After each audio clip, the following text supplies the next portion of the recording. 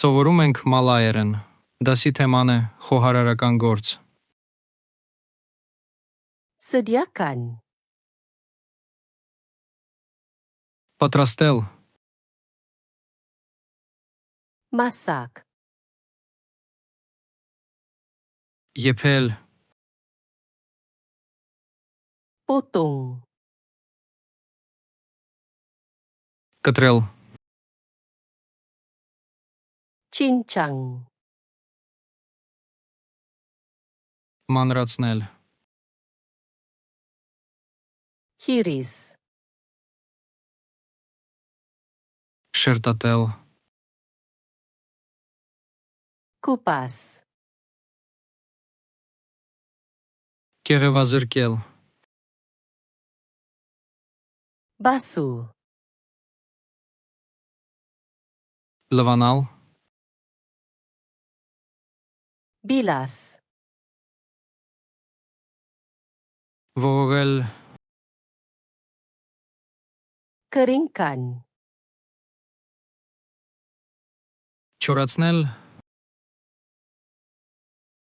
Rebus. եռացնել, Goreng. տապակել, Bakar. տխել, Panggang. գրիլանել,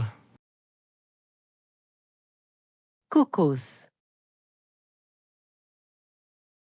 շոգեխաշել, Kacau. խառնել, Campur. խառնել իրար,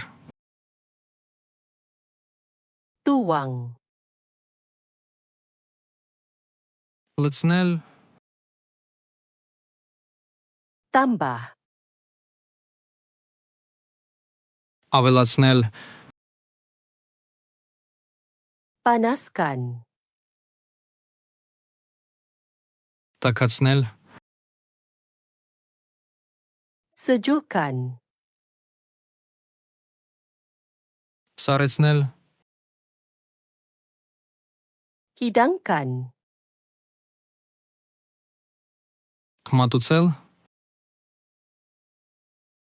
Rasa. համտեսել, Perasakan. համեմել, Toskan. կամել, Tutup. ծածկել,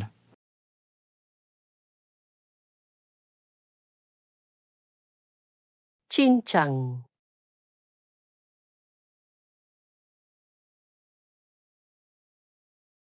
Hiris.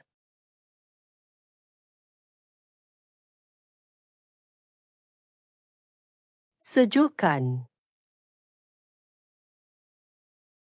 Ցանկանում եք հավերժ հիշել այս բառերը, անցեք flashcardsluna.com կայք և մարզեք այս և հազարավոր այլ հավաքածուներ բոլորովին անվճար։ Հղումը նկարագրության մեջ է։